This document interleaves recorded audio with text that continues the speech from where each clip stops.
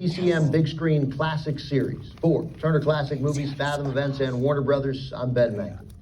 You've joined us today for a picture still every bit as thrilling, as suspenseful, and as romantic as it was when it premiered 80 years ago in 1942.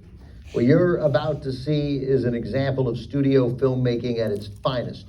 A producer hiring a director, a cinematographer, an art director, a team of writers, and the most accomplished set of studio actors anywhere in Hollywood to make an arguably perfect motion picture.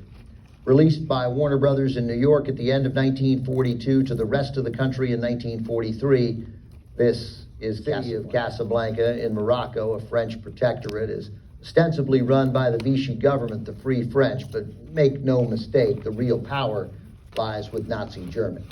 Humphrey Bogart stars as an American expatriate, Rick, who owns the hottest nightclub in town. Rick's clever name.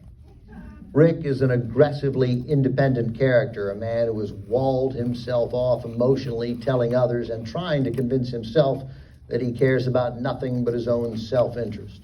But there are little moments in Casablanca that tell us otherwise, that Rick is anything but indifferent to the plight of others.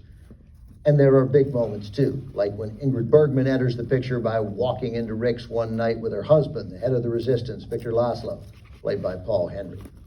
The producer who brought everyone on Casablanca together was Hal Wallis, one of the great producers of the studio era.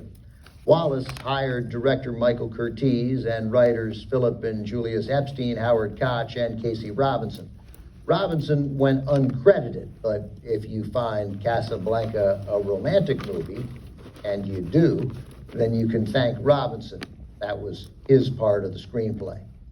And Wallis hired that cast I mentioned, Bogart, Bergman, Henry, and Claude Rains at the top, supported by Dooley Wilson, Conrad Veidt, Sidney Greenstreet, Peter Lorre, and S.Z. Cuddles-Sakal, plus a selection of some of the best character actors in the business, many of whom have only small parts but turn in performances really critical to Casablanca's lasting legacy.